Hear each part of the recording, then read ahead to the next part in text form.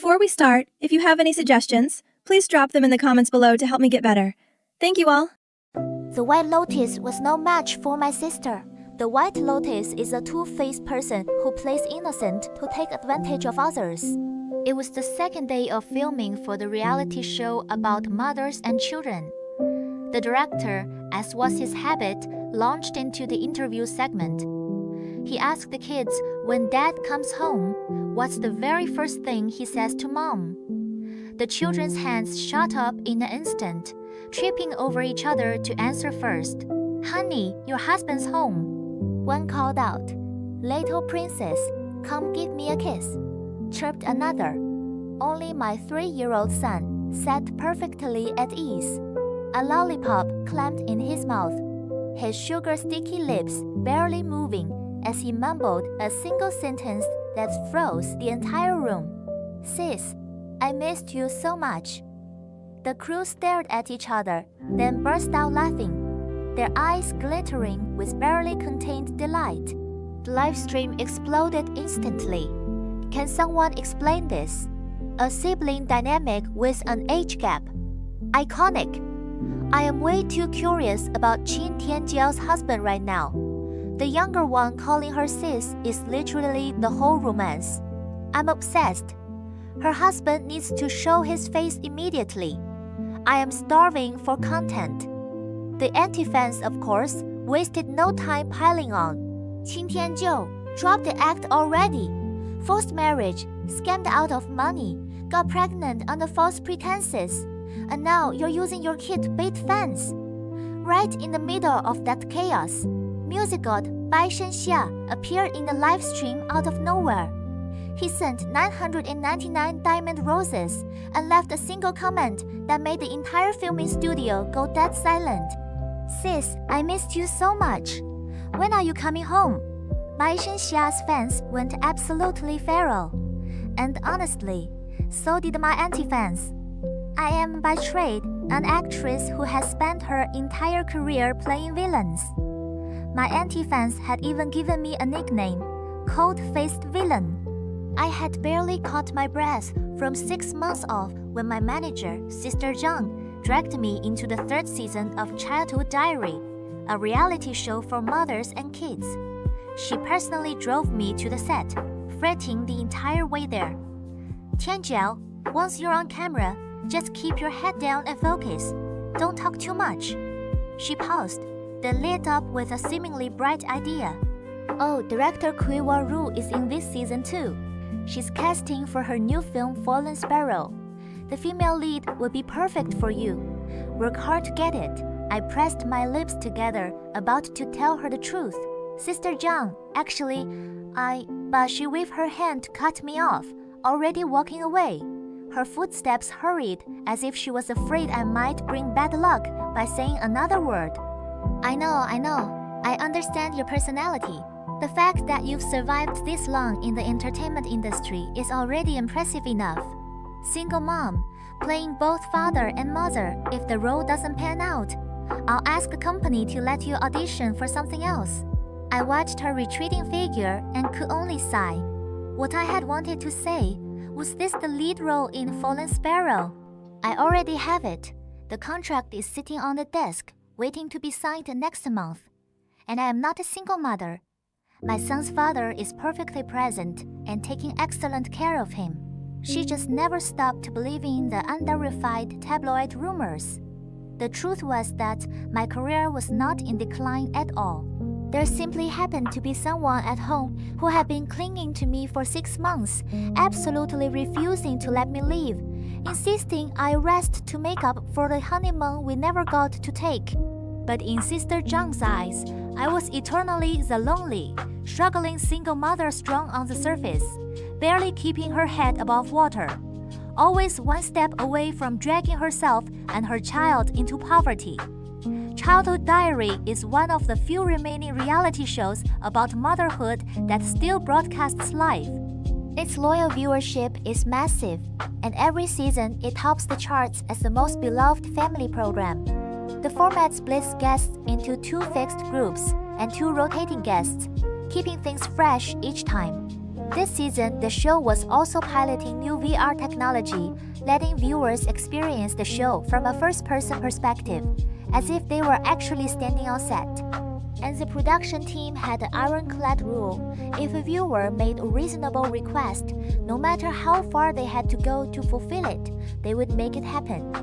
Before the first episode even aired, the show's social media accounts had already launched a voting poll for the most anticipated guest. I placed first with 60,000 votes. Sharing the top rankings with me was the so-called nation's sweetheart, or more accurately, the nation's green tea. Her name was Qin Tianjiao, and she was bringing along her 6-year-old son. Qin Tianjiao and I could not be more different. She had been a child star since she could barely walk, practically a living fossil of the entertainment world. Soft appearance, sugary sweet voice, every inch the pampered little princess.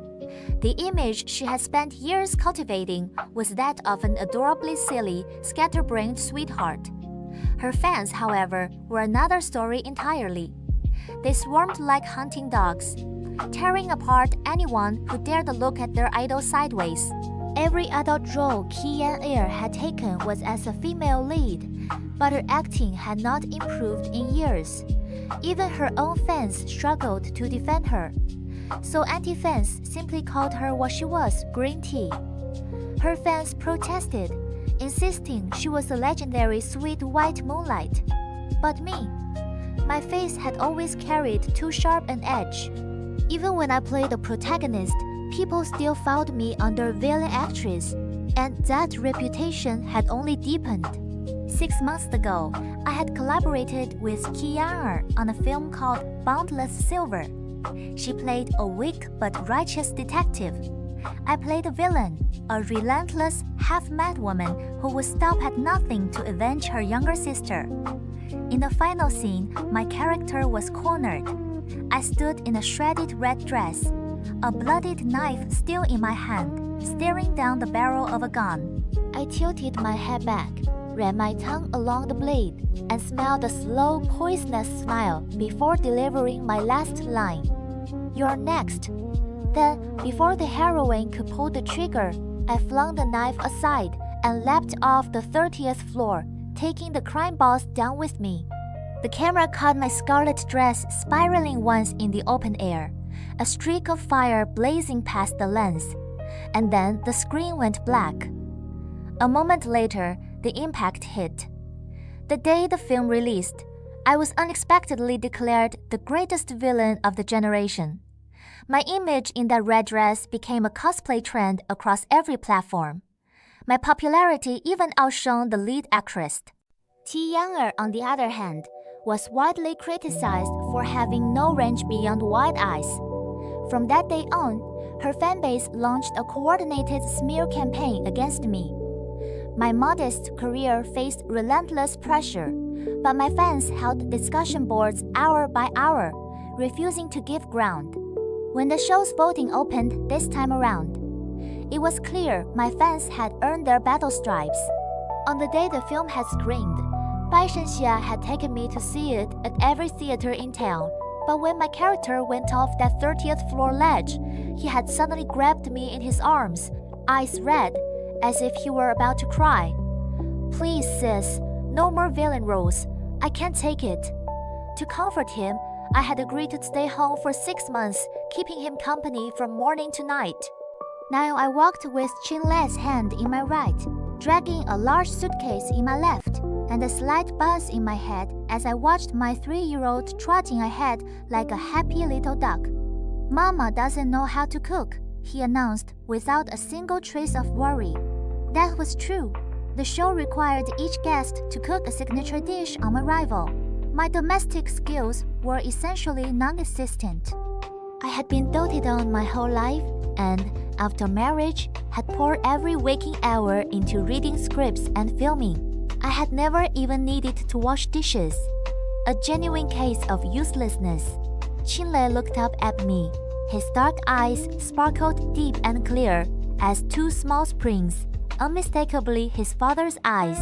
His voice was still small, but it came out with the absolute authority of a sworn oath. "Don't worry, Mama. I know. I laughed lightly. Didn't Baba say that you're a little man now, and little men must take care of their mamas when they go out? Those dark eyes lit up even brighter. He leaned in close to my ear and whispered conspiratorially, "Does that mean I'm better behaved than Baba?" I laughed and bent to kiss his cheek. "Not just better behaved, you're also way better smelling." He immediately wrapped both arms around my legs, giggling like he had just received the highest honor in the world. Bai Shen Xia still had no idea I had quietly brought our son along for this 3-day, 2-night show. If he found out tonight, who knew whether he would bury himself under the covers and sob like an abandoned puppy. I had barely finished that thought when a voice rang out behind us, sweet but sharp with panic. "Out of the way! Move!" I spun around. Qi Yan'er was riding a wheeled suitcase like a scooter, hurtling straight down the village lane like a runaway cannonball. There was clearly no intention of stopping. In the same instant, I scooped Qin Lei up and turned my body to shield him. Not far away, a group of village children were crouched by a roadside ditch, waiting, completely unaware of what was barreling toward them. My eyes went cold with calculation. If I stepped back, the suitcase would slam directly into the children, so I didn't step back. I planted my foot and kicked my own large suitcase hard. It was heavy, stuffed with clothes and gifts for the show, right into the path of Qi Yan'er's oncoming luggage. The impact sent her suitcase careening sideways, and it tumbled with a loud crash into the dry cornfield beside the road. Qin Lei startled and pressed himself against my chest. I rubbed his head gently. "Don't be scared. Mama's right here." Qi Yan'er had landed in the harvested cornfield, her posture spectacularly undignified, limbs splayed, rear end pointed skyward. It was quite a sight, but mercifully she appeared uninjured. The village children who had witnessed everything scrambled to their feet in a panic. The largest boy hesitated, glancing at me. He knew I had kicked that suitcase to protect him, but the village head had reminded everyone celebrities' words carry weight. One wrong step and the tourism investment could be pulled, and the 2,000 yuan annual subsidy with it. His grandparents had to pick mountains of corn to earn that kind of money. I crouched down and ruffled his hair, voice soft as a breeze. "Nobody's hurt. And even if something had gone wrong, it wouldn't be any of your faults." The boy's eyes went red immediately. Qin Lei reached over and hugged him. "My mama is amazing," he said earnestly. "Big brother, don't be scared." The eldest boy left his 2 younger siblings and ran off to get help. I walked over to the edge of the field to check on Qi Yan'er. I extended my hand to help her up. She slapped it away. "Qin Tianjiao." She raised her head, eyes blazing, voice choked with fury. "You did that on purpose." "The situation was urgent," I said, keeping my tone level. I had no other choice. I gestured ahead, where the lane was barely 2 meters wide, with small children right in the path. If I had stepped aside, they would have been hit. "You were moving way too fast to stop." But Qi Yan'er refused to hear it. "I know what you are, Qin Tianjiao. You're cruel. You did this on purpose." I pressed my lips together and said nothing. No wonder her ditzy princess act played so naturally. Apparently, it was just her real personality. Her son Jian Haoyong rushed over and shoved my hand aside, his eyes dark with a fury too old for a 6-year-old. "Don't touch my mom," he said, voice cold as a blade. It was nothing like the gaze of a child. I flinched slightly, my hand dropping on instinct. These two had frighteningly identical temperaments. Qin Lei, small as he was, understood right from wrong. He gently lifted my hand and blew on it with soft little puffs. "Mama, does it hurt? Let Xiaolei blow it better." I stroked his hair and smiled. "It doesn't hurt at all." Behind me came a voice I recognized instantly, loud, theatrical, and very deliberate. "Oh no, My Yang, what happened? Why did you end up like this? Qin Tianjiao's manager materialized with his phone out, live streaming as always. He swung the camera toward me, taking in the scene me standing on the bank, looking down at Qin Tianjiao, who was still in the dirt. His expression shifted immediately. He gave Qin Tianjiao a subtle nod, and she, right on cue, went limp, rolling another half turn into the corn husks, moaning weakly as if she were about to pass out. Hao Yong, Mommy hurts so much. Her voice trembled. It was spine-tingling in the worst possible way. Jiang Haoyong rushed to help her up, but he was too small, and they both toppled back into the dried stalks. He turned his head, lips pressed tight, eyes filling with tears that spilled with theatrical precision. Auntie, why did you hurt my mom on purpose? Qi Yanger immediately grabbed his hand, eyes darting nervously. Haoyong, don't call her that. Call her Miss Qin. She's a senior colleague. If you don't behave, I raised an eyebrow, completely unbothered. She'll what? It seemed that slap I'd given her last time still hadn't been enough of a lesson. Qi Yanger bit her lip. Her eyes filled with crystalline, perfectly timed tears. That pale, delicate face made her look like the wronged party. Miss Qin, please don't be angry. I'm fine. I can get up on my own. Her voice was feather light, her posture frail, and yet in the film, her eye rolls had been the most expressive thing about her. This performance outclassed that one by several 100%. She almost made it upright, then let out another soft cry, and sank back down perfectly timed for the live stream phone her manager was still holding. Qi Yanger was masterful at saying things halfway. She only needed to drop the first half of a sentence her fans would race to fill in the rest. And right on cue, her manager cut the stream, leaving nothing but a black screen. The interest spike was instantaneous. Comments flooded in like a broken dam. What just happened? The manager was too slow, didn't catch the incident. Don't need footage. It's obvious. Qin Tianjiao deliberately kicked the suitcase to knock Yanger into a cornfield. Poor Yanger's face is all scraped up now. The cold-faced villain Qin Tianjiao bullied Yanger on set last year, and now she's doing it again on the show. Push her out of the industry. Get the villain now. The hashtags detonated. Within minutes, trending topics were flying Qin Tianjiao, Jiang Haoyong defends his mother. Qin Tianjiao bullies white moonlight.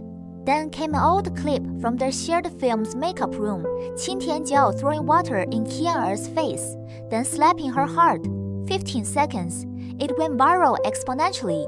Qin Tianjiao, the villain, deserves to be blacklisted. I hate bullies. This brings back my worst memories of middle school. The entire platform should call this out.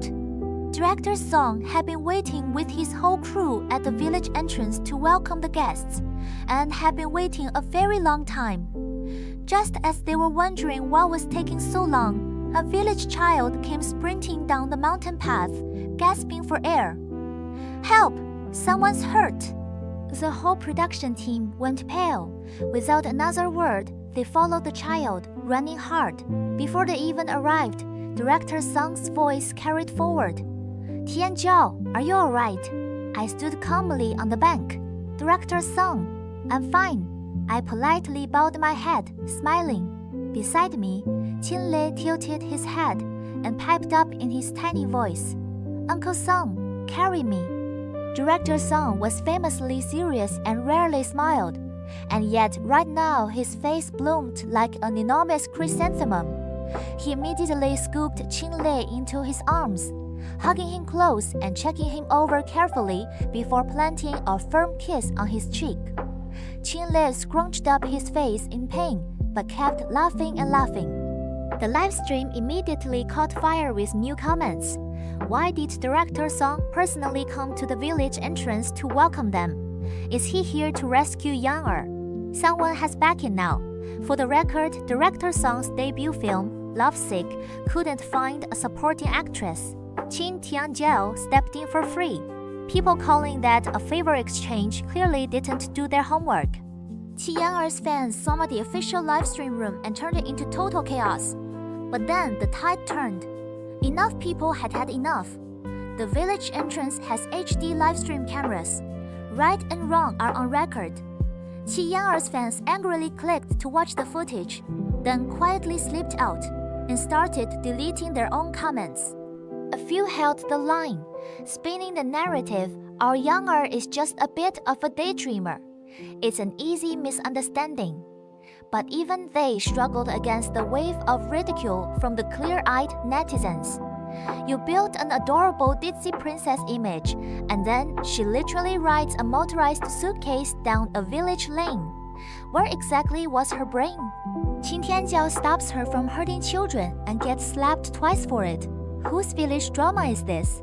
We don't know if that makeup room footage was edited or not. Soon after, Qi Yan'er spotted the production cameras approaching. The moment the lens lit up, she stopped rolling around in the corn husks.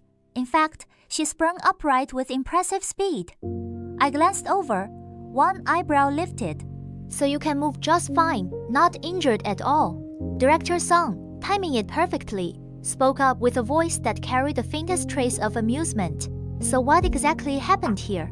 Qi Yan'er immediately rearranged her expression into something soft and wounded. Nothing serious at all. Miss Qin didn't do it on purpose. She just accidentally kicked her suitcase, and I fell into the field. The people standing around looked at her with the expression of someone fighting off a very specific kind of constipation. Director Song's lip barely twitched. On his way here, he had watched the footage from the hidden camera at the village entrance. He was a man of considerable experience, and he had never encountered anyone whose particular flavor of green tea was quite this concentrated. Good that no one's hurt, he said cleanly. Be more careful going forward. This road is narrow. Don't ride the weird suitcase again. That simple, cold-blooded dismissal made the boss, Qi Yan'er, and her manager go visibly pale. We continued toward the mountain. Village X was tucked deep in the remote highlands, home mostly to the elderly and young children. The upper mountainside had a mild climate and fruit trees that bore year-round. Director Song had chosen it deliberately both for the storytelling value and to genuinely help the community develop their tourism and agricultural potential. When we reached the courtyard, the other two families were already there to greet us warmly. Director Kui Wanru and her daughter, little Nian Nian. I embraced her tightly. She was my master's most prized student, my senior sister in the craft. I ruffled Nian Nian's hair. 5 years old and already this tall. Those long legs are going to be just like your mom's. There was also athlete Mo Chang and her daughter Li Xiaonian. I opened my suitcase and had Qinlei hand out fruit to everyone, then pulled out the jars of condiments Bai Shen Xia had made by hand. A few had cracked during travel. I had been counting on those jars to survive the next few days. Qi Yan'er was gifting everyone else fancy dolls. When it was Qinlei's turn, she spread her hands apologetically. Oh dear, I'm so sorry, Miss Qin. I figured little boys probably don't like dolls, so I didn't bring one for him. She glanced at the camera, angled her face away from it, bent down and pinched Qinlei's cheek, hard. Qinlei, caught off guard and genuinely hurting, instinctively shoved her. Qi Yan'er let herself stumble dramatically, hitting the ground. Oh, little one, why would you push someone? Qinlei, startled by the sudden attack, scrambled into my arms and looked up at me with the most heartbreaking expression. Mama, I didn't do anything. She pinched me. It hurt. I could see the red mark blooming on his cheek. My voice dropped to something very quiet and very cold. I turned my back to shield Qinlei's line of sight, then gripped Qi Yan'er's wrist and held it until the color drained from her face. Miss Qi, I said, if you want to perform, go home and put on a show there. I pointed to the fixed camera mounted on a nearby wooden post. Then I bent down and placed 2 fingers lightly under her chin, tilting her face up. My voice was as cold as mountain wind. There are cameras everywhere. I suggest you remember exactly where you stand. I leaned in just slightly. My eyes traced slowly over her bloodless face. If there's a next time, I'll throw you into that fish pond across the yard and wash out whatever's swimming around in your head. You know I'm capable of that. Qi Yan'er's eyes darted to the fixed camera and she physically shrank, a flicker of genuine fear crossing her face. Thank heaven it wasn't a live stream camera. If it had been, she would have performed twice as hard. Jiang Haoyong stepped in front of his mother, his glare ferocious and too sharp for any 6-year-old. Stay away from my mom, or I'm calling my dad. My dad is Jiang Miucheng. Jiang Miucheng, a candidate to inherit the Jiang family's corporation, the only one of several. Old Master Jiang had 3 sons and 4 daughters, and the internal competition was fierce. Jiang Miucheng had once been engaged to me. Old Master Jiang had chosen me himself. He liked me enough that it was obvious to everyone. But then Jiang Miucheng met his true love, got her pregnant, and rushed to break off the engagement. I had felt as if a 1,000-pound weight had been lifted off my shoulders. Who in their right mind would want to marry a narcissistic, violent man like him? After the engagement was cancelled, he had the audacity to keep texting me for months, message after message of shameless garbage. I regret it. You were always my ideal wife. You're the moonlight of my heart. I shouldn't have listened to others and misunderstood you. She and I never officially registered. Let's try again. I had laughed it off, screenshotted everything, sent it directly to Old Master Jiang, and blocked him on every platform.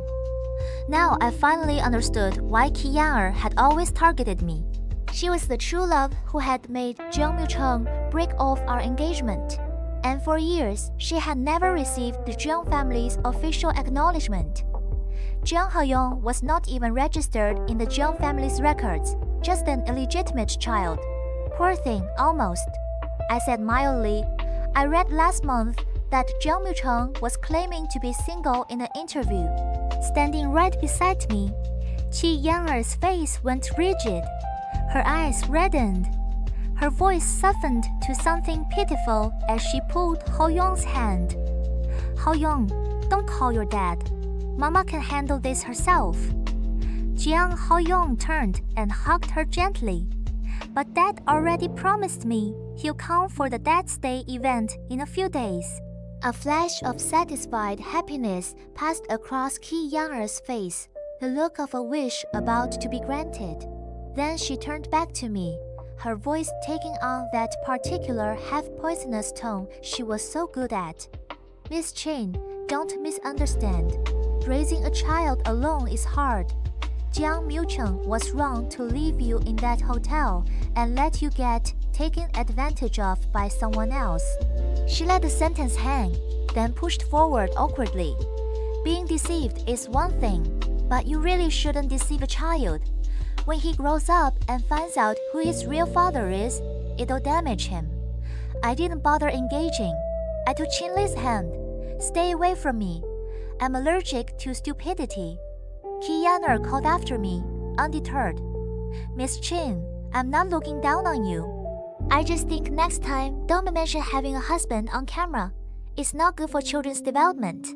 One lie requires 1,000 more lies to maintain. And Jiang Miucheng could never marry you at this point anyway. I had a dozen question marks spinning through my head. This ditzy princess was truly working overtime to live up to her title. If Jiang Miucheng ever dared show his face in front of me again, I would personally deliver him another slap. The last one had been me exercising restraint out of respect for old Master Jiang. That restraint was gone. I brought Qin Li inside and asked the assistant director for a hard-boiled egg.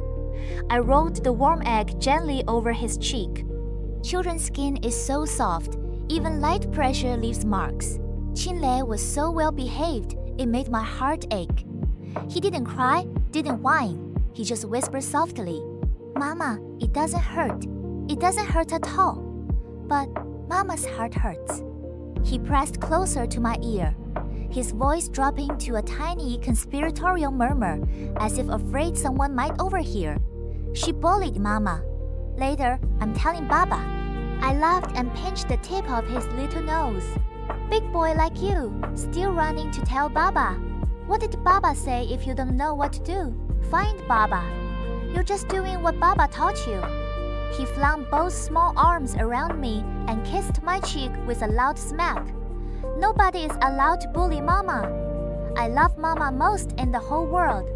On the live stream, a cascade of comments appeared. Wait, Showle's face has a red mark. Was that Qiang? Did she actually do something to that baby? She literally just got close to him and now there's a mark. Please don't tell me she hurt a 3-year-old. Whatever else is going on, Showle is the sweetest child on the planet. Does anyone else think Showle looks just a little bit like Bai Shen? He looks exactly like Bai Shen as a child. Identical. No shipping. No wild speculation. Let's stay in our lane, people. That evening, the production team arrived with 2 boxes, one red, one black, smiling with their eyes. The assistant director announced, I'm sure everyone knows the rules. Each guest cooks their signature dish on the first night. The ingredients are in the boxes. Whoever makes the dish rated highest gets first pick of the rooms. I stared at the big box and my brain started going fuzzy. Whether it would be good or bad was one thing. Surviving the experience would already be a win. Jiang Haoyong immediately volunteered, choosing the left box without hesitation. I don't mind, he announced. When both boxes opened, the difference was almost comical. Qiang's box was stacked with premium meats, abalone, fresh seafood, the works. Mine contained nothing but vegetables. Everyone knows vegetables, no matter how artfully prepared, cannot compete with the aroma of good meat. I gave the assistant director a measured glance. Then I watched Qiang celebrating with her son. Haoyong, you're amazing. My little lucky carp. I smiled faintly. She had spent years crafting her adorable ditzy princess persona, and it seemed she was now planning to cast her son as the little lucky charm. Her fans were probably already losing their minds over it online. She scooped up the ingredients and swept into the kitchen with Jiang Haoyong. Before she disappeared, she couldn't resist one last little jab. Oh, Miss Qin, I apologize, our ingredients are all savory dishes, so we'll probably need the stove for quite a while. You don't mind, do you? Of course not, I replied pleasantly. She was that confident. Then I was absolutely going to give her the room to shine. Qinle tugged at my sleeve and whispered, Mama, I know the recipes. Baba is a really good cook. That much was true. Qinle spent hours perched behind the kitchen glass, watching Bai Shen Xia cook. He had picked up more than a few things. Showle, the kitchen is dangerous. It's not a place for little ones, I told him, flipping through the ingredient box. And then my eyes brightened. Tomatoes, cucumbers. In the height of summer, a few cold tossed salads would be more than enough. Qinli and I washed everything together and made quick work of it. Tomatoes with sugar glaze. Cucumber tossed in a light savory sauce. Red and green, bright and fresh. Laid out on the outdoor dining table in under 10 minutes. Then I sat down with senior sister Hui Wanru, and the 2 of us dove deep into script analysis. By the time we hit an emotional peak in our discussion, we were both on our feet acting out scenes right there in the courtyard. Mo Chang took the 3 kids to tour the yard, feeding the chickens and ducks, teaching them to give the baby sheep some grass. The air smelled of straw and sunlight. Meanwhile, the live stream comments took their predictable shape. Yang is so serious, working on a big dish. Qin Tianjiao made 2 cold dishes, so casual. She only came to earn director Song's favor. Why didn't Mo Chang bring Haoyong? Clear favoritism. But honestly, watching Qin Tianjiao read a script is incredibly cool. That villain energy is exactly my type. Sharp and stunning. We waited 2 hours. Qi Yang still wasn't done. Even the production team couldn't hold out. Someone went to the kitchen to ask, Miss Qi, are you almost finished? Qi Yang beamed at the camera. Good food takes time. I'm simmering the broth. 1 more hour. For this performance, she had secretly spent months in intensive cooking lessons with a professional chef. She had also arranged premium ingredients in advance through the assistant director. She was determined to make this live stream moment unforgettable. The production team frowned. "But the kids are hungry. Give them some snacks first," Qin Tianjiao said breezily. "My dish will leave an impression no one forgets." The assistant director came out to deliver the news, clearly uncomfortable. Several of the children had already reached the point of no return in terms of hunger. I looked at Qinlei with a pang. "Hungry? Xiaolei isn't hungry." With great composure, he produced a small snack bag from his pocket. "This is the bag Baba uses for nutrition seeds. Mama, Baba said not to let you go hungry. Eat." I bent down and bit one of the almonds from his small hand. Delicious. "You eat some too, Xiaolei." Not just Qinlei Nian was wailing softly to her mom, and Li Xiaonian was rubbing her belly, eyes locked enviously on Qinlei's snack bag. "Share with your sisters," I told him. "Adults can endure a little hunger, but growing children can't." Qinlei cheerfully went around distributing the snacks. I got up, grabbed some instant noodles from my ingredient box, and boiled a pot. Boiling noodles in plain water that much, even I could manage. When the noodles were cooked and rinsed cold to keep them firm, I opened one of Bai Shen Xia's handmade beef paste jars and scooped several generous spoonfuls over the top. His beef paste was nothing short of a masterpiece. He was always afraid I would forget to eat while I was filming, so our refrigerator at home was perpetually stocked with jars of his homemade condiments. Before I left for any job, he would stuff several jars into my bag and give my assistant strict instructions to supervise my meal schedule. That devoted care had cured my chronic stomach problems completely. "That smells incredible. What is that?" someone asked. I displayed my collection proudly. Chili paste, mushroom paste, fish sauce. Qinlei's eyes went wide and luminous when he saw the familiar jars. "That's what Baba made. It's so good." I had packed 6 jars and lost 3 to rattling around in the suitcase that morning. But what remained was more than enough to share. Mixed noodles with sauce. It was so good nobody could say a single word. Not just the kids, the adults demolished it too, nodding with every bite. A few sliced cucumbers tossed in made it the perfect summer dish, cool, light, and deeply satisfying. I even had Qinlei bring 2 separate portions to Qin Tianjiao and Jiang Haoyong in the kitchen. Jiang Haoyong refused immediately, wrinkling his nose. "We don't eat cheap mixed noodles." I didn't argue. I wasn't about to let Bai Shen Xia's best work fall into the hands of either of them. I brought the 2 portions straight to the production team instead. On the live stream, all that could be heard was the entire crew slurping noodles.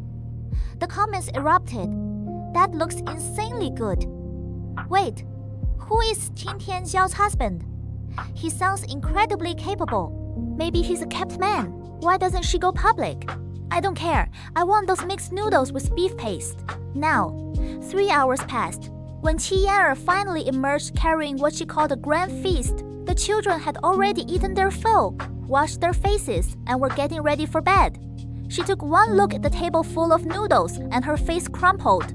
"Miss Qin, why would you do this? I worked so hard on my dish, and now it's all been ruined." The rest of us stared at her blankly.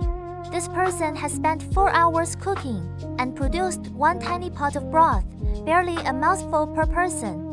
By the time it passed through your throat, your stomach hadn't even gotten the memo. Senior sister Kui Wanru spoke first, gently. "Yang, don't misunderstand." The children couldn't wait any longer, so Tianjiao cooked the noodles. She even took a sip of your soup. It was genuinely delicious. Tianjiao bit her lip, eyes glittering with suppressed frustration. "Thank you for the kind words, sister." Jiang Haoyong seized the moment. "So teacher Kui's vote goes to my mom for sure, right?" Kui Wanru's expression flickered, clearly at a loss. I stepped in to defuse the situation. Miss Qi's soup is genuinely more refined. My vote goes to her.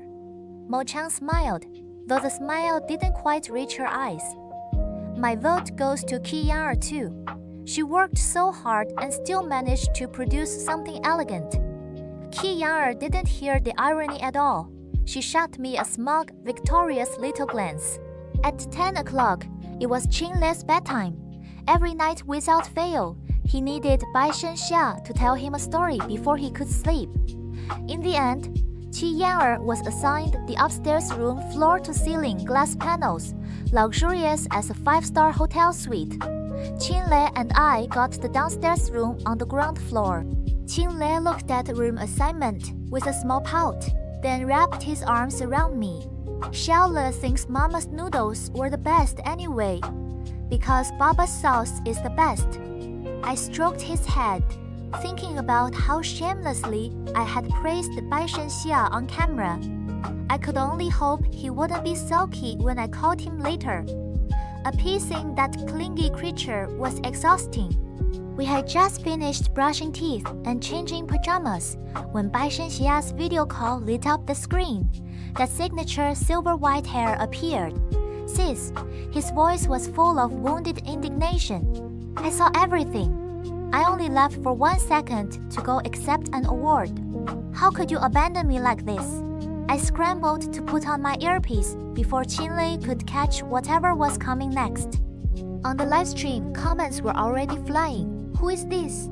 Has anyone ever heard Qin Tianjiao mention a younger brother? That voice though, it sounds like someone I know. Wait, is that Bai Shen? The award he accepted today was the Asian Music Award. No way. Someone please slap me. Then Qin Lei, clutching his stuffed rabbit, slipped out from behind me with a blinding smile. Baba? Xiaole misses Baba so much. Only 1 day away, and my heart already hurts. Baba, I'm kissing you. Did you get the award? It was so big. Can you buy me goldfish now? Baba, I'm so happy today. I get to sleep with Mama. Mama smells so good. I'm going to sleep now. Unless Baba tells me a story. If not, I'm going to hug Mama all night. The live stream detonated. Xiaole is negotiating with his dad. I am dead. Someone protected this child with their entire life. The sis thing is not playing fair. That voice is absolutely against the rules. People demanded Qin Tianjiao open her mic. They demanded her brother-in-law join the show. They insisted that the award Bai Shen had just received today was exactly the size they thought, and that his voice was absolutely unmistakable. At 10:30, the official live stream cut out. Outside, viewers were howling in protest. But inside my room, Qin Lei had already drifted peacefully to sleep. And on my screen, the man the world knew as a cold, razor-sharp music god, all sculpted angles and chiseled jawline, was now curled around the pillow with my photo printed on it, looking for all the world like a puppy abandoned in the desert.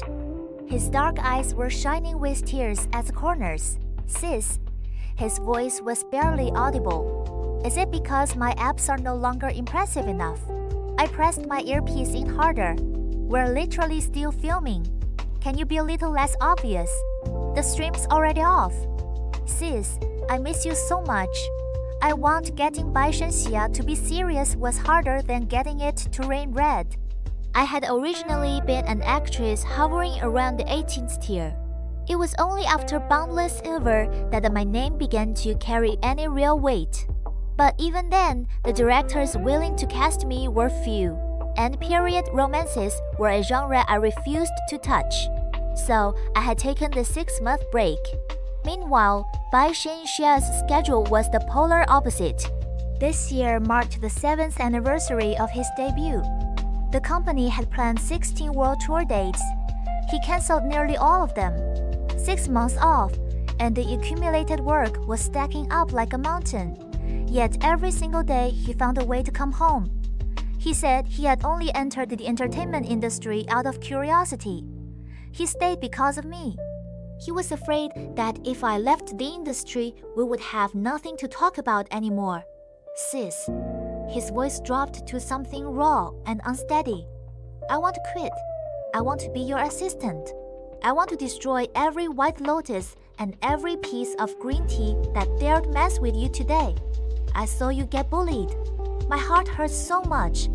And director Song Shou actually let you and our son go hungry. That is unacceptable. I laughed softly. Relax. You're too expensive. I could never afford to hire you. What was one of Bai Shen Xia's concerts worth? I would need a full year of filming to make that much. On screen, his ears went red. Sis, I don't need money. I just need you to understand. I thought about the state of my waist and shook my head rapidly. Shen Xia, pick something else. Then I want to go public. I want a proper title. His voice dropped low and quiet, full of suppressed longing. Sis, I want to protect you. You said when I grow tall enough to be your sheltering tree, you would give me a name. I've collected all the awards now. I felt quiet. I had only just realized it from the very beginning. The one who had always stood quietly behind me was him. No matter what I did, no matter what happened, he had never once wavered. Before hanging up, I said softly, yes, 4 years is long enough. It's time to give you a name. In those dark glass eyes on the other side of the screen, joy ignited like a struck match. I watched him jump up and down in absolute, unrestrained elation. Sis, I'll handle everything. I yawned lazily and leaned back against the headboard, eyes curving shut. As long as you're happy. Even without going public, I already know your love for me is overflowing. That night, the trending topic Qin Tianjiao's husband's voice sounds like Bai Shen Xia climbed quietly to the top of the search charts. Then just as quietly vanished, removed without a trace. Only the quick-fingered night owls had managed to save screenshots. The next morning, I woke up feeling lighter than air. The director announced that today would feature the Children Say the Darndest Things segment, plus a secret surprise for the kids. The mothers sat in a circle. The children settled into their chairs with their stuffed animals. Zhang Haoyong sat with perfect posture, occasionally glancing toward the door as if waiting for someone. Nian Nian and Li Xiaonian swung their feet casually, and my Qinle sat in the corner with a lollipop and his stuffed rabbit, looking so well behaved it made you want to scoop him up. The interview began. The director asked cheerfully, "First question, what's the first thing Dad says when he comes home?" The children's hands shot up immediately. Nian Nian, honey, your husband's home. Li Xiaonian, little princess, come give Daddy a kiss. Zhang Haoyang took a long time to think before finally producing I'm back. And then Qinle, lollipop still in cheek, tilted his head and answered with absolute, guileless authority. Obviously, Baba says, "Sis, I missed you so much." The studio froze. Then every single person in the room burst into laughter simultaneously. The live stream comments flooded in like a burst dam. Okay, does anyone understand what's happening here? Because this sibling romance is genuinely iconic. I'm throwing myself overboard. Younger husband calling her sis. I cannot survive this. Someone get Qin Tianjiao's husband on this show immediately. The anti-fans dove into Qin Silicon. Stop performing. No husband, no money. Pregnant by some guy. And now using your kid to bait fans again. They even attached a lengthy post. The younger love interest is probably just some old sugar daddy. Don't get fooled. And then, right on cue, Bai Shen Xia entered the official live stream room. He sent 999 golden fireworks emojis and left his comment. Sis, I miss you so much. When are you coming home? His fans lost their minds. My anti-fans lost their minds. The comment section ran so fast the words blurred. Bai Ge is married. I said so. That voice, I never mishear him. Bai Shen Xia is 24. Qinle is 3. Do the math. He was 20 when it happened. Aggressive debut into fatherhood. This is some alternate history cinematic universe. and I'm here for all of it. Bai Shen Xia clearly felt the response wasn't big enough. He sent 999 more fireworks. Then typed, "Please don't scold me, sis. If my wife runs away, I'm retiring." His fans, "Baby Fab, for your love we support you. I'm pledging to call her sister-in-law 500 times a day." He posted Bai Shen Xia's signed album. "Outside of my child, I only have one print run. Sold out and never reprinted. Signed copies are a dream." His own fans in the comments, "Okay, we will do anything, just don't retire." The director continues the interview with the same energy. Next question, who does the cooking at home? Nian Nian mom. Li Xiaonian mom. Jiang Haoyong chewed his lip for a long time before squeezing out one word, chef. Qin tilted his head. His dark eyes lit up. His voice was small but completely certain. Obviously, Baba. Baba says Mama is a princess, and princesses are never allowed to touch water. They have to be treasured carefully, or they'll dissolve. The studio erupted. But the boy wasn't done. With the gravity of a professor presenting research findings, he added, "Baba is very talented. He cooks and does laundry. He also knows how to give massages. Every time he gives Mama a massage, Mama's face goes all red. My cheeks caught fire. I could feel every single pair of eyes in the room shift to me simultaneously, all radiating the same warmth and glee." I reminded myself internally, he is your biological child. You cannot get mad. You cannot get mad. Mo Chan held up her phone and winked. "So this is what it's like loving a younger man? Interesting. That's actually just the normal massage. It's because my muscles are stiff and his hands are strong, so it's a little uncomfortable." The more I explained, the worse it got. I shut my mouth. The director, undeterred, moved on. Next question. What do mom and dad like to do most at home? Nian Nian research scripts. Li Xiaonian workout. Lift weights. Jiang Haoyong hesitated. His parents didn't live together. The times he saw his dad could be counted on one hand. He said quietly, "I don't know." His lashes lowered, his eyes going dim, just as the atmosphere threatened to go soft with sadness. Qin Li cheerfully jumped in. I don't know either, because whenever Baba and Mama are in their room together, I'm not allowed to look." The entire studio detonated in laughter. I was very busy scanning the room for any available hole to disappear into. Mo Chang helpfully held up her phone to show me a message that had just arrived. "Xiao Bai is actually this gentle. I always thought he was the cold god type. Turns out he saves all his tenderness for you." On the screen was a comment Bai Shen Xia had just posted. Someone had asked why he chose me. He had answered at length and with extraordinary sincerity. "When I was 16, I ran away from home. Music was the only thing left in my world. I stood on a street corner singing my heart out. Nobody stopped to listen. Only she came back every week to give me a single rose and told me my songs had a soul.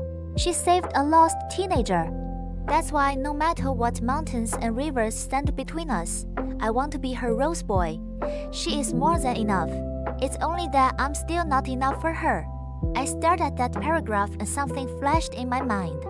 A memory I had nearly forgotten. In my early days in the industry, I had been shipped overseas under the pretense of professional training. But what it really meant was being locked in a basement, doing nothing but singing and dancing all day, surviving on stale bread and cheap water. My only pleasure was sneaking out every Sunday to a plaza beneath an overpass, where a teenager with hair covering his face would sing in his native tongue. His voice was clear as water on a stone, pure and unpolished and devastatingly good. He used to sing about loving a rose with thorns, a wandering boy who sang better than me. My eyes would sting with frustration and something like awe. Every Sunday felt like a small ritual. I would bring him a rose. Then one day, quietly looking out at the distant red carpet in the distance, I told him I was leaving. "Where are you going?" "Home. I like acting more than singing. Next time you come to my city, I'll show you around." I turned to walk away. The wind nearly swallowed what he said, next barely audible. "Sis, wait for me." I wasn't sure if I had imagined it. When the interview wrapped, the sound of wheels on stone came from outside. Director Song beamed. And now, the secret surprise. The courtyard gate swung open. A few fathers rolled their suitcases in. The children screamed, "Baba!" All the children ran, all except Jiang Haoyong, who stood frozen, face white as chalk, hands stiff at his sides. I barely had time to look before Bai Shen Xia was already there. Broad shoulders, narrow waist, long legs wherever he stood became a stage. That silver-white hair made him look like he had walked straight out of a comic book. He released the handle of his suitcase and strode toward me. Halfway there, Qin Lei launched himself at his leg with both arms. "Baba!" Bai Shen Xia's eyes stayed fixed on me, blazing with warmth. Qin Lei clung to his calf as he walked. They lurched forward together like a penguin, and then his arms wrapped around me, and he exhaled slowly against my hair. "Sis, I missed you so much." Then he pressed a kiss to my lips, firm and decisive. Qin Lei squeezed indignantly between us, pushing at both of us. "Baba, pick me up first." "You haven't kissed me yet."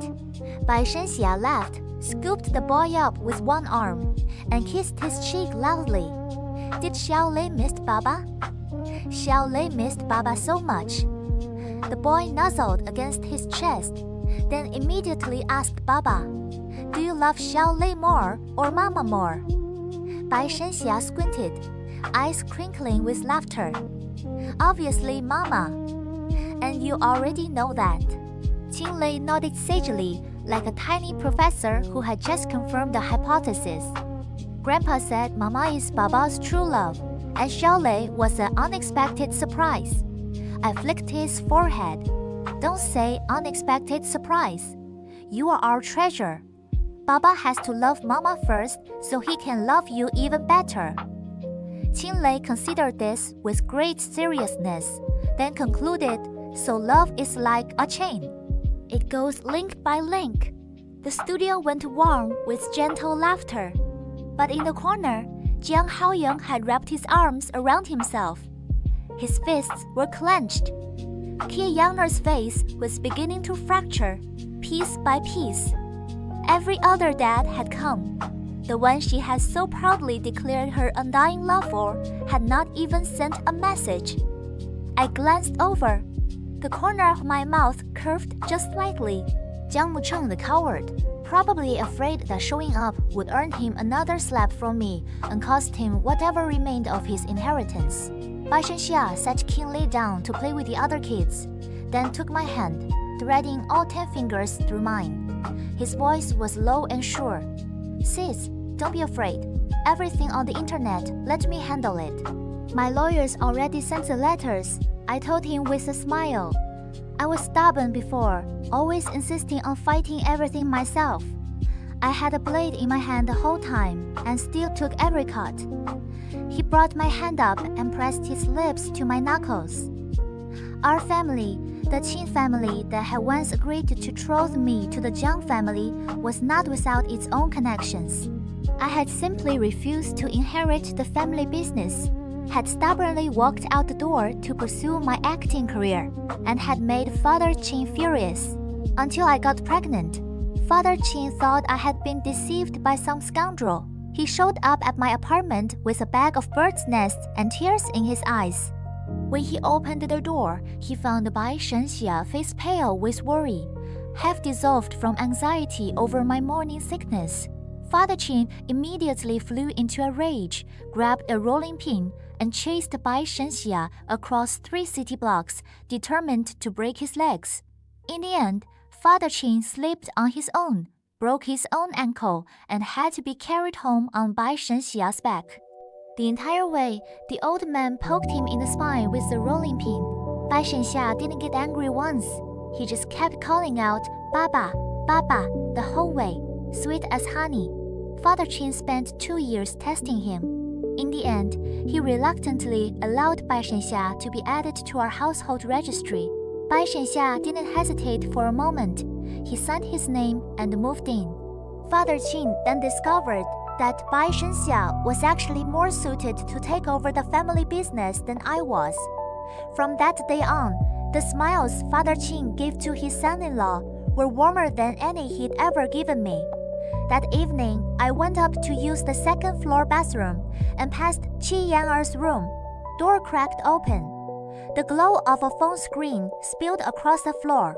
Her voice came through thin and sharp. Jiang Mucheng, do you have a conscience? Haoyong is your son. Every other father showed up. Only you. A bit of silence. Then Jiang Mucheng's voice through the phone speaker, rough and hollow. Yes, I regret it. If I had married Tianjiao back then, I'd be the Jiang family heir right now. I'd have a good family, a child worth loving, not this disaster. You ruined me. I'm giving you 1 million for the child's expenses. After this, don't contact me again.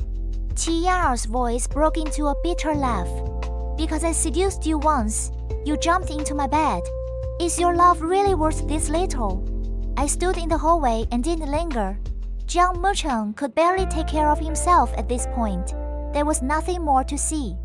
A few days before, I had collected every piece of evidence and video on the internet and sent it to Old Master Jiang. The old man had been so disappointed, he personally announced he would re-educate his grandson himself.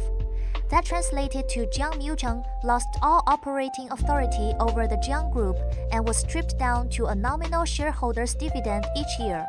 From respected director to fallen pawn in a single night, I had no desire to hear more. I turned quietly and went back downstairs. If a dog bites you, you can't bite back. But you can raise a bigger, meaner dog to bite it back for you. In the dining room, Jiang Haoyong sat before a full table, saying nothing, just poking at a peanut with his chopstick in silence. Qin Lei, who had already forgotten whatever sadness there had been, bounded over and held out a palmful of shelled peanuts. Brother Haoyong, try some. Baba just shelled them. They're really good.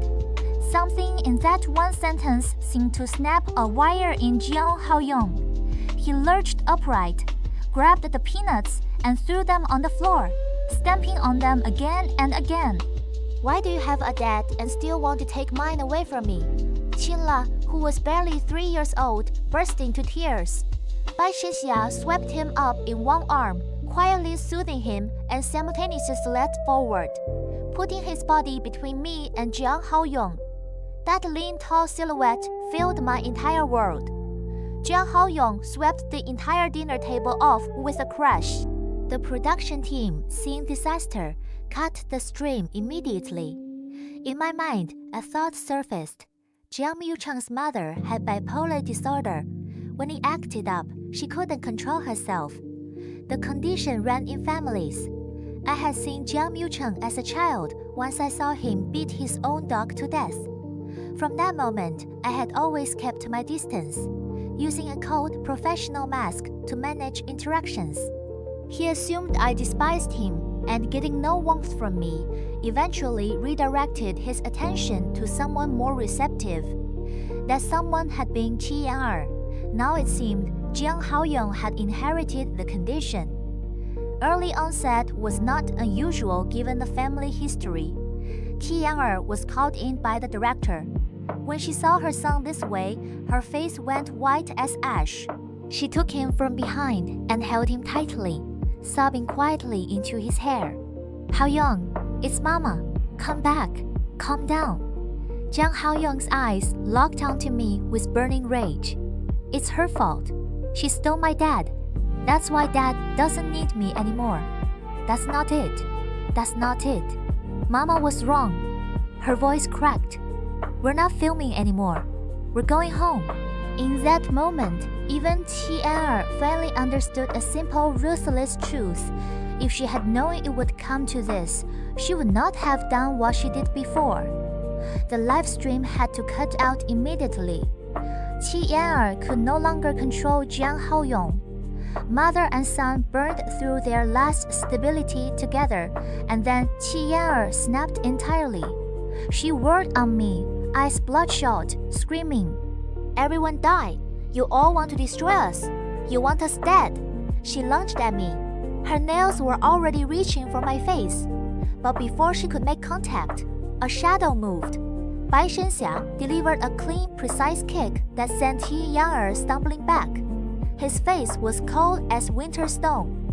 "You've already gone too far." His voice was blade sharp. That single blow silenced Qin Tianjiao completely and left Jiang Haoyong standing utterly still, something vacant and hollow in his small eyes.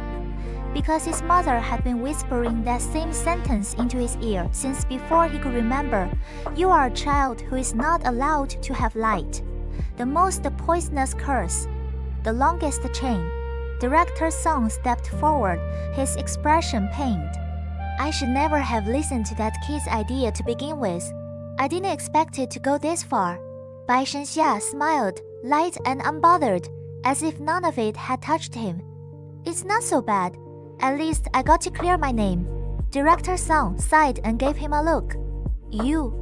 When you get back to the city, go fishing with old Qin. And don't forget, you promised to record the soundtrack for my new film, Son-in-Law." Bai Shen Xia glanced sideways at me. His ears went soft red. He scratched his nose, all sheepishness. I remember. On the drive home, Qin Lei was still shaken. He had curled himself small in Bai Shen Xia's lap. One tiny hand knotted in the fabric of his father's shirt like an anchor.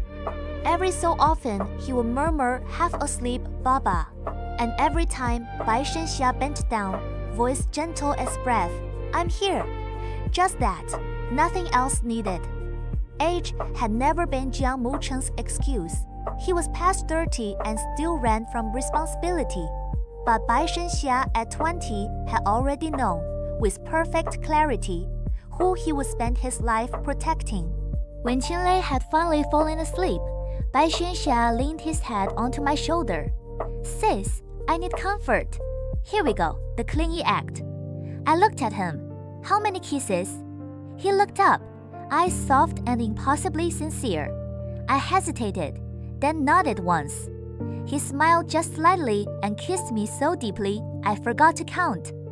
Back in the city, I stood in front of the doors of my new studio with Sister Zhang. We held each other and cried until we couldn't see straight. Through the years, we had been exhausted. We had been lost. We had hit walls until we bled. We had been suspended 50 meters in the air for 3 days to film 3 seconds of footage, harness marks bruising black on my ribs. I had submerged myself in freezing ocean water for over an hour to find the physical sensation of near death.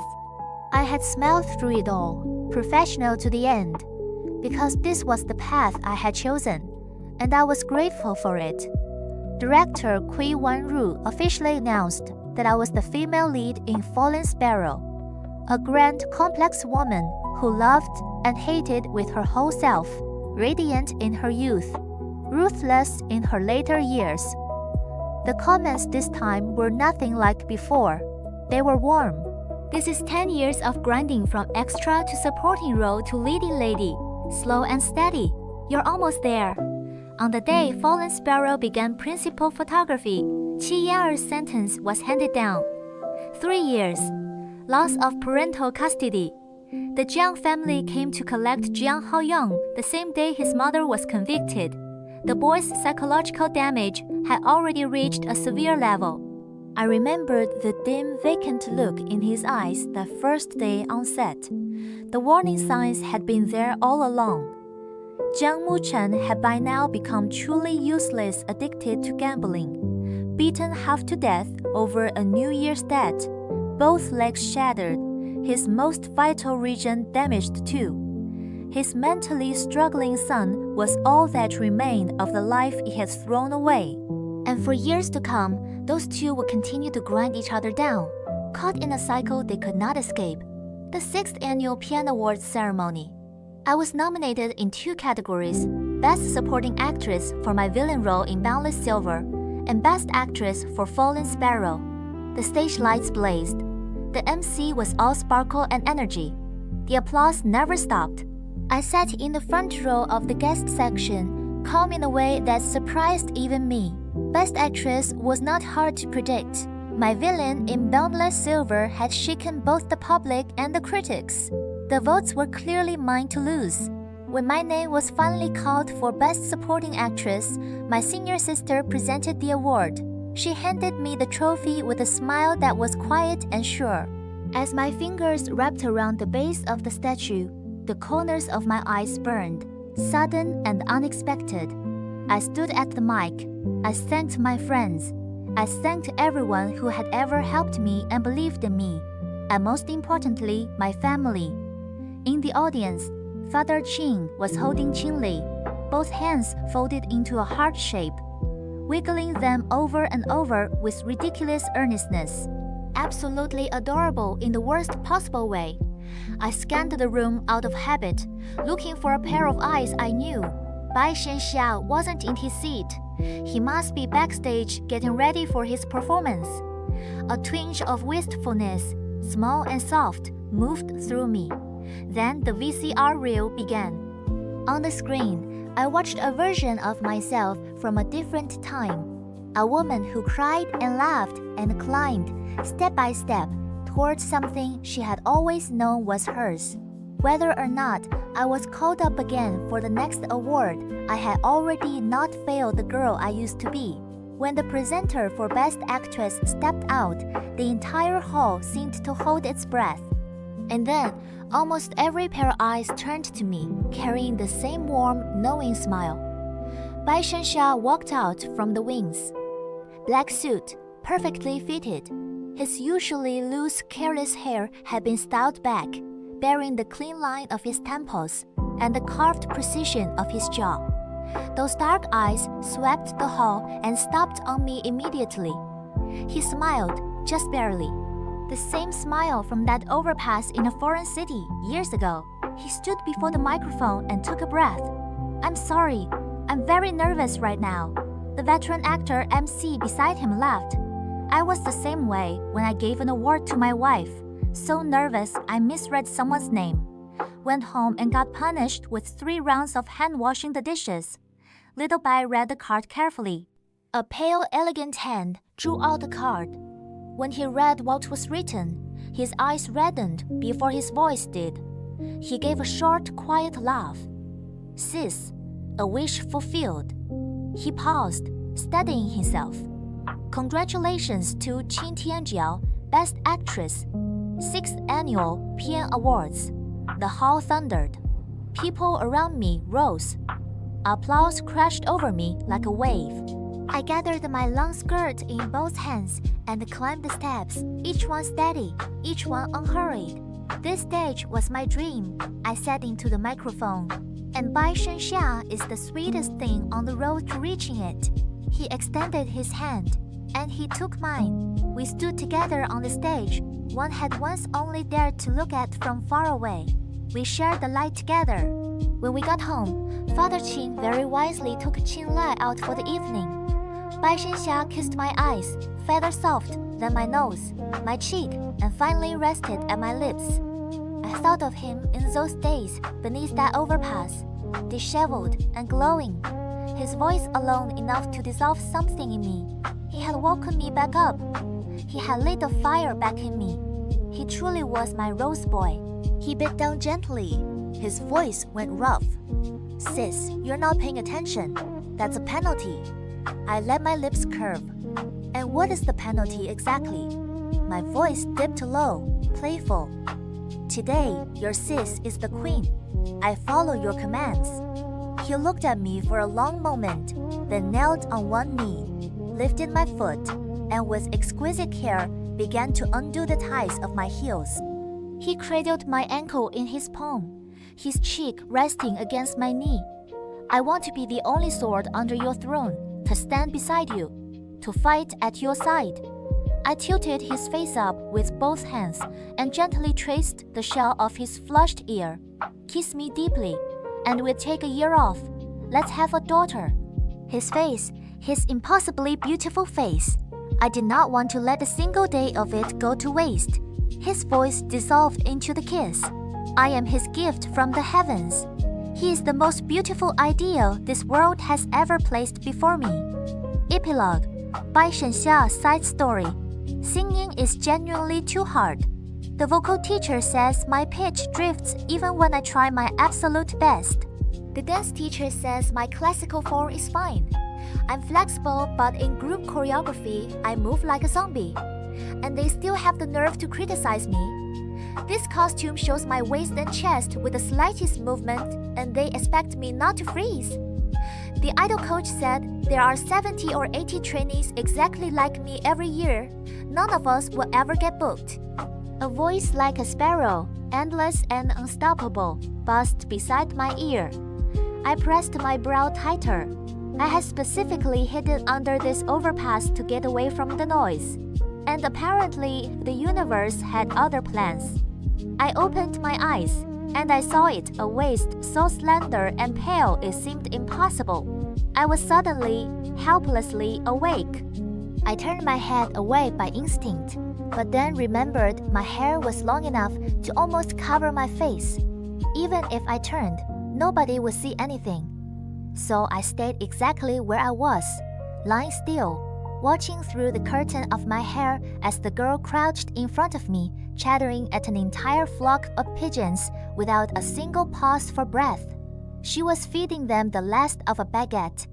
She had been at it for nearly an hour. The bread was almost gone.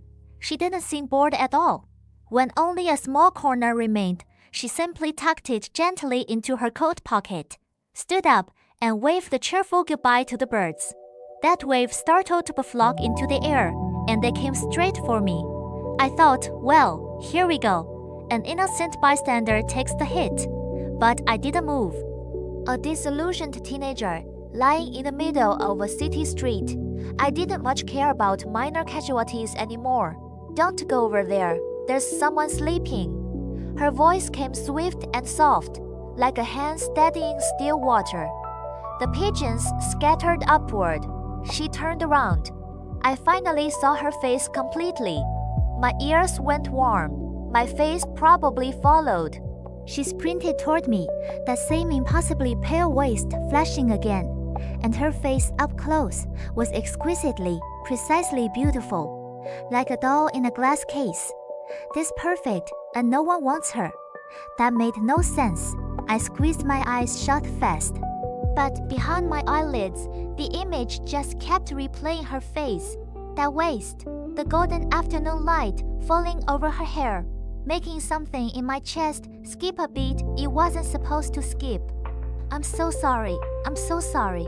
This was all my fault.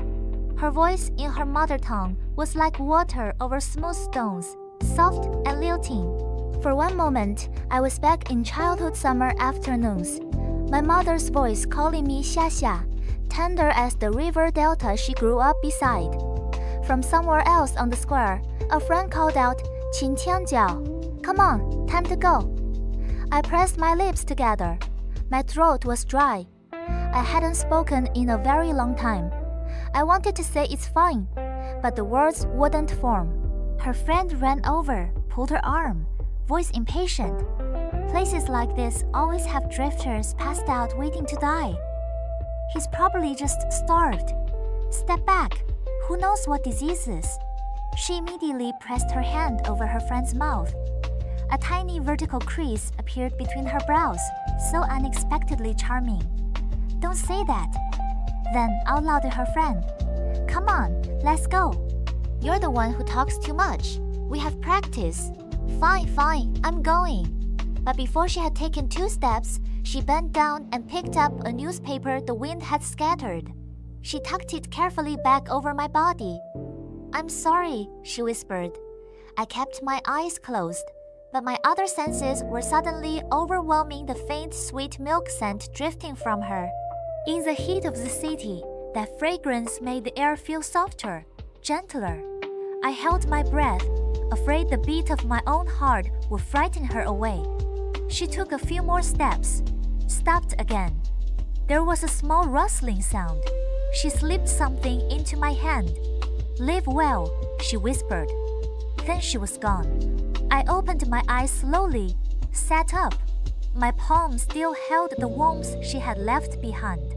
I bit into the bread. It wasn't good bread, but I ate every crumb and didn't leave so much as a flake.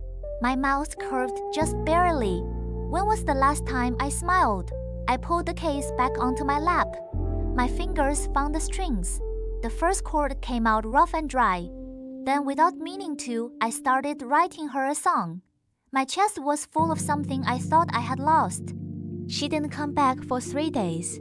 I had, against all expectations, tidied up my corner a little. Not much better, still the aesthetic of a wandering artist the city had given up on. But the instrument case was open. A few paper bills lying at the bottom, like someone had tossed them in out of pity. I almost laughed at myself. If only I had said, "I'm fine," that first day. I closed my eyes. A few bars drifted out of me, aimless. And then that scent. Faint. Familiar. I stopped. Opened my eyes. She was there. She stood with a paper bag in her arms, hair swaying lightly in the breeze. Her dark eyes were bright as scattered stars, pulling everything in the world toward them. My ears were definitely red again. She scratched the back of her head, a little awkward. "Sorry about last time. I was feeding the pigeons and probably disturbed you. This bread is actually good. Thank you." She paused. "These past few days, have you been okay?" She said it in Mandarin first, then seemed to catch herself and switched to English a bit more stilted, a bit less certain. I had been practicing speeches in front of strangers under this bridge for days, just to get ready for this moment. "Good bread is worth thanking someone for," I managed. "Where are you from?" She blinked. "You're from home too." "Suzhou, my mother's city." Her eyes lit up. "Same here. What a coincidence." A bit. "You sing really well, you know." Then she sat down beside me. And just like that, the complaining started up again. 3 straight sessions of punishment drills. Can't get through the simplest formation. Teacher says her footwork is reminiscent of a senior citizen. I tried genuinely to be comforting. "You'll get it eventually. Give it time. You're so kind." Everyone else says I dance like a zombie. She turned, suddenly close, eyes bright. "Can you wink? With just your right eye?" I reflexively shut my right eye. She gasped. "You can. Let me teach you. It's easy here. I'll show you." She wriggled closer, demonstrating. I sat completely rigid. "What's your name?" she asked. I glanced at her. Then, for the first time in months, I opened my mouth and smiled. "Xia, just Xia. Xia. Thank you so much, Xia." She looked up at the sky, voice full of something warm and unguarded. All afternoon, I listened to her voice fill the space under the bridge, easy and bright, like the whole world was a place she was glad to be in. For the first time in a long time, I did not want the day to end. She gathered herself to leave eventually, and I watched her go. The next Sunday, she came back. She brought me a rose. "Your songs deserve something beautiful," she said, setting it beside my case. I stared at that single rose for a long time after she left.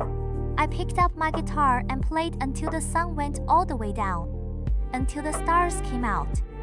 This city, this strange, enormous, and different city had given me one extraordinary thing. A girl who saw a nobody playing music under an overpass and decided his songs had a soul worth returning to. I was going to deserve that. I was going to become someone who deserved her. If you're liking the story so far, a quick like, share, and subscribe would mean a lot and keep me going.